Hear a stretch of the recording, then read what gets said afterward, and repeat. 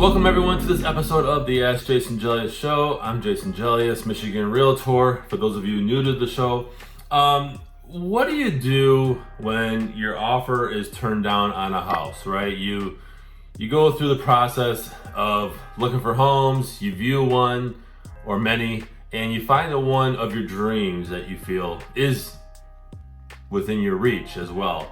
What do you do when you submit your offer, whether it's on your own or with an agent, and the seller turns it down? They don't even counter offer, they just turn it down. So I'm gonna share with you some things that you can do, some tips that you can do when your offer is rejected, flat out rejected, not just counter offered, okay? So first one is, just process your feelings.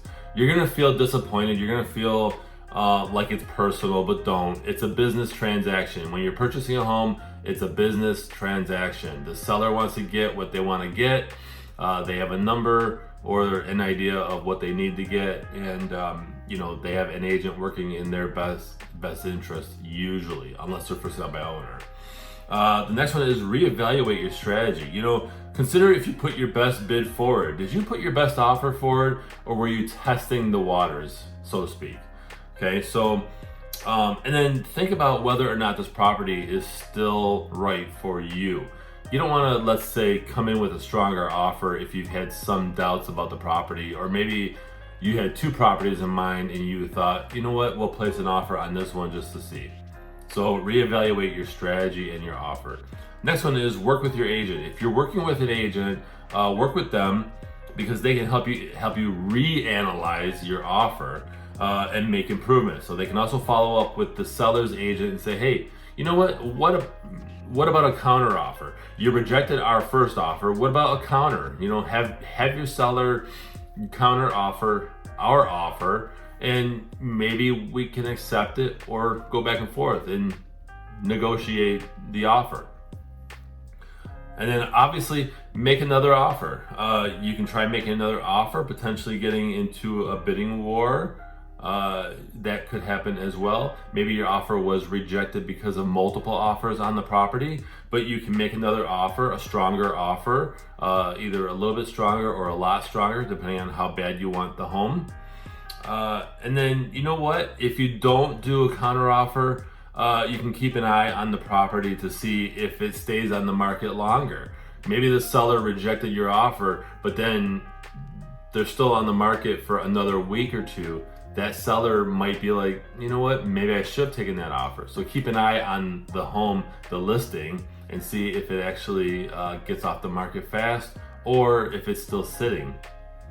Because then your original offer might appeal to the seller because they haven't sold right away.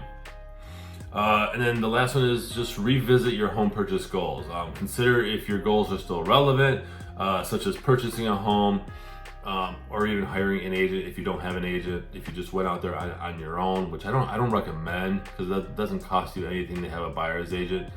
Even now with the new laws in 2024, the seller will typically pay the buyer's agent.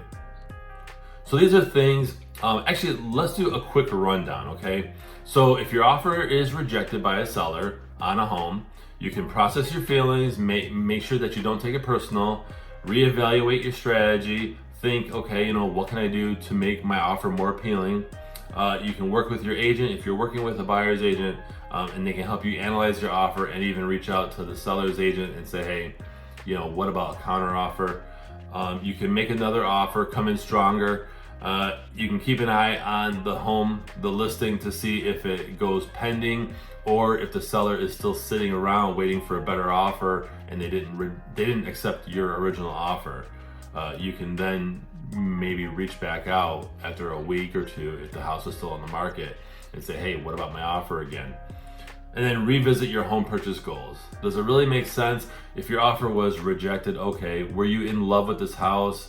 Do you need to come in stronger, or maybe move on to a different house? That might be a reality that you have to face. So I hope you found this episode valuable. Please visit my website, JasonGelios.com. I'll just put it up here for you. And you can follow me on social media. Those links are in the description on most platforms. So otherwise, I appreciate you watching, and I'll see you next time.